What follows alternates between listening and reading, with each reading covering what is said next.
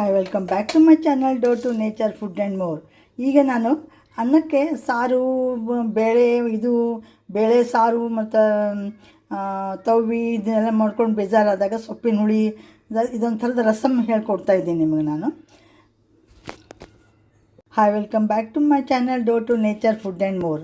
ಅನ್ನಕ್ಕೆ ನಾವು ಒಂದು ರಸಮ್ ಹೇಳ್ಕೊಡ್ತಾ ಇದ್ದೀನಿ ಈಗ ನಾನು.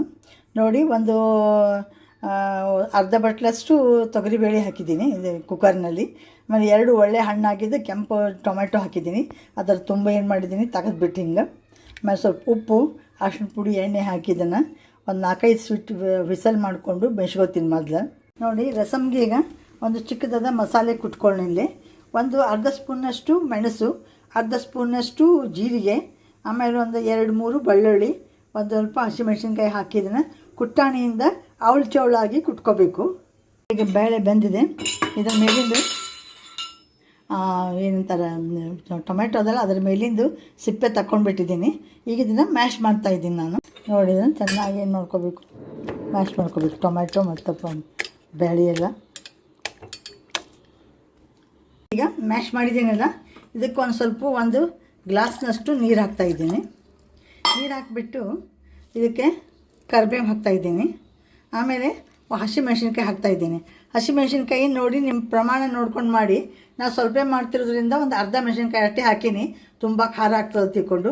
ಆಮೇಲೆ ಇಷ್ಟು ತನಕ ಕುಟ್ಟಿದ ಮಸಾಲೆ ಪುಡಿನೂ ಹಾಕ್ತಾಯಿದ್ದೀನಿ. ಇದಕ್ಕೆ ಹಾಕ್ಬಿಟ್ಟಿದ್ದೀನಿ. ಚೆನ್ನಾಗಿ ಏನು ಮಾಡಬೇಕೀಗ, ಕುದಿಸ್ಬೇಕು. ಆಮೇಲೆ ಒಂದು ಒಳ್ಳೆಯದು ಒಗ್ಗರಣೆ ಕೊಡಬೇಕು.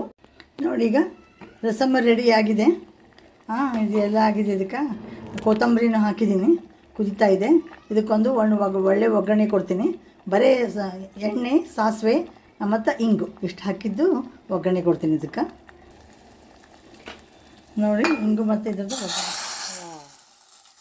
ಒಗ್ಗರಣೆ ಇಷ್ಟು ಕೊಟ್ಬಿಟ್ರೆ ಮುಗೀತು ರಸಮು.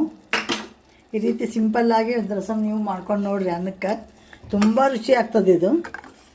ಆಮೇಲೆ ಈಸಿನೂ ಮಾಡಲಿಕ್ಕೆ. ನೋಡಿ, ಈ ರಸಮ್ಮ ಬಾಯಿ ಕೆಟ್ಟಾಗ ಬಾಯಿಗೆ ರುಚಿ ಕೊಡ್ತದೆ. ನೀವು ಈ ಸಲ ಸಿಂಪಲ್ಲಾಗಿ ಇದನ್ನು ಮಾಡ್ಕೊಂಡು ನೋಡಿರಿ. ಚಲೋ ಅನಿಸ್ತೀನಿ ಅಂದ್ಕೊಂಡು ಲೈಕ್ ಮಾಡಿ, ಶೇರ್ ಮಾಡಿ, ಕಮೆಂಟ್ ಮಾಡಿ, ಸಬ್ಸ್ಕ್ರೈಬ್ ಆಗಿ. Thank you very much for watching my channel. Thank you once again.